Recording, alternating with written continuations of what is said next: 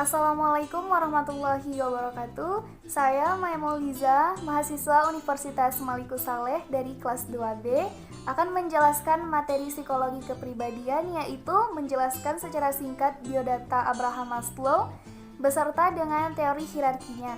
Nah, sebelumnya, kata-kata penghormatan saya kepada Ibu Nur Afni selaku dosen pengampu psikologi kepribadian. Selamat menyaksikan. Nah, saya akan menjelaskan sedikit atau menjelaskan secara singkat biodata daripada Abraham Maslow. Abraham Maslow adalah seorang psikologi humanistik yang terkenal dengan teori hierarki kebutuhannya atau hierarchy of need. Nama asli daripada beliau sendiri adalah Abraham Harold Maslow yang lahir pada tanggal 1 April 1908 di Brooklyn, New York. Beliau adalah anak sulung dari 7 bersaudara yang lahir dari imigran Yahudi Rusia. Karena mereka relatif tidak berpendidikan sendiri, mereka melihat bagaimana kunci untuk anak-anak mereka sukses di tanah air baru mereka. Dengan demikian, semua anak-anak mereka didorong untuk belajar lebih giat. Nah, karena Abraham Maslow sendiri adalah anak sulung ataupun anak yang tertua, beliau didorong dengan sangat keras karena beliau diakui sebagai seorang intelektual pada masa mudanya. Nah, selanjutnya saya akan membahas teori kepribadian Abraham Maslow. Teori kepribadian Abraham Maslow dibuat berdasarkan beberapa asumsi yang mengenai motivasi. Yang pertama, Abraham Maslow pada tahun 1997 mengadopsi beberapa asumsi yang mengenai motivasi, yaitu keseluruhan dari seseorang itu bukan hanya satu bagian atau satu fungsi yang termotivasi. Yang kedua, motivasi biasanya kompleks atau terdiri dari beberapa hal, yang berarti tingkah laku seseorang dapat muncul dari beberapa motivasi yang terpisah. Asumsi yang ketiga adalah semua orang berulang kali termotivasi dengan kebutuhan-kebutuhan. Asumsi lainnya adalah bahwa semua orang termotivasi dengan kebutuhan-kebutuhan dasar yang sama. Asumsi yang terakhir mengenai motivasi adalah bahwa kebutuhan-kebutuhan tersebut dapat dibentuk menjadi sebuah hierarki yang dikemukakan oleh Abraham Maslow pada tahun 1943 dan 1970. Nah, selanjutnya ada hierarki kebutuhan. Konsep hierarki kebutuhan yang diungkapkan oleh Maslow adalah bahwa kebutuhan-kebutuhan yang berada di level rendah harus terpenuhi dahulu atau paling tidak cukup terpenuhi dahulu sebelum kebutuhan-kebutuhan yang berada di level tinggi menjadi sesuatu hal yang memotivasi. Nah, motivasi yang berbentuk hierarki ini disebut kebutuhan konatif, yang berarti kebutuhan-kebutuhan ini memiliki karakter yang mendorong atau memotivasi. Pada tahun 1970, Abraham Maslow mengungkapkan kebutuhan-kebutuhan hierarki tersebut yang terdiri dari 5 kebutuhan. Yang pertama ada kebutuhan fisiologis, yang kedua ada kebutuhan keamanan, yang ketiga ada kebutuhan cinta dan keberadaan atau kasih sayang, kemudian yang keempat ada kebutuhan penghargaan, kemudian yang terakhir ada kebutuhan aktualisasi diri. Nah, kita akan membahas dulu kebutuhan pertama, yaitu kebutuhan fisiologis. Fisiologis adalah kebutuhan yang paling mendasar dari setiap manusia, yang meliputi makanan, air, oksigen, mempertahankan suhu tubuh, dan lain sebagainya. Nah, kebutuhan fisiologis adalah kebutuhan yang sangat berpengaruh atau memiliki kekuatan daripada kebutuhan-kebutuhan lainnya.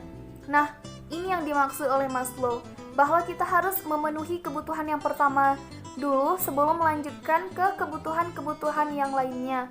Seperti misalnya kita hendak bekerja. Bagaimana kita bisa bekerja kalau kondisi fisik kita atau fisiologis kita tidak terpenuhi? Misalnya kita tidak makan, kita tidak minum, kita tidak menjaga suhu tubuh sehingga membuat fisik kita sakit. Bagaimana kita akan bisa bekerja? Nah, daripada itu, kita harus memenuhi atau mencukupi kebutuhan yang pertama dulu sebelum kebutuhan-kebutuhan lainnya memotivasi kita. Nah, kemudian yang kedua itu ada kebutuhan keamanan. Nah, ketika orang telah memenuhi kebutuhan fisiologis mereka, maka mereka akan termotivasi untuk memenuhi kebutuhan keamanan mereka seperti mencari perlindungan, menjaga stabilitas, kemudian keamanan fisik, kemudian ketergantungan, dan kebebasan dari kekuatan-kekuatan yang mengancam mereka seperti perang, terorisme, kemudian ada penyakit, rasa takut, kecemasan, dan bahaya, kerusuhan, dan bencana alam, dan lain-lain. Nah, kebutuhan akan hukum, ketentraman, dan keteraturan juga merupakan bagian dari kebutuhan keamanan. Selanjutnya, yang ketiga itu adalah kebutuhan cinta dan keberadaan. Nah, ketika seseorang telah memenuhi kebutuhan fisiologis dan keamanan mereka, maka mereka akan termotivasi kembali untuk memenuhi kebutuhan cinta dan keberadaan mereka seperti keinginan untuk berteman, keinginan untuk memiliki pasangan, keinginan untuk menjadi bagian dari sebuah keluarga, keinginan untuk menjadi bagian dari sebuah perkumpulan lingkungan masyarakat atau negara. Nah, cinta dan kebutuhan keberadaan ini mencakup beberapa aspek dari seksualitas dan hubungan dengan manusia lain. Nah, dan untuk memberikan cinta atau mendapatkan cinta yang sebelumnya telah dikemukakan oleh Abraham Maslow pada tahun 1970. Nah, kemudian ada yang keempat itu ada kebutuhan penghargaan. Kebutuhan penghargaan, ketika seseorang telah memenuhi akan kebutuhan cinta dan keberadaan mereka, maka mereka akan bebas untuk memilih kebutuhan penghargaan mereka seperti kepercayaan diri, kemudian mengejar kebutuhan yang mencakup penghormatan diri, kemampuan dan pengetahuan yang dihargai tinggi oleh orang lain. Kemudian mengidentifikasikan dua tingkatan kebutuhan penghargaan, yaitu yang pertama seperti reputasi ataupun pangkat ataupun title. Nah, yang kedua ada harga diri. Yang terakhir ada kebutuhan aktualisasi diri. Pada tahun 1950, Abraham Maslow mengemukakan bahwa jika seseorang telah terpenuhi akan kebutuhan penghargaannya, maka kebutuhan aktualisasi diri dapat muncul atau terpenuhi.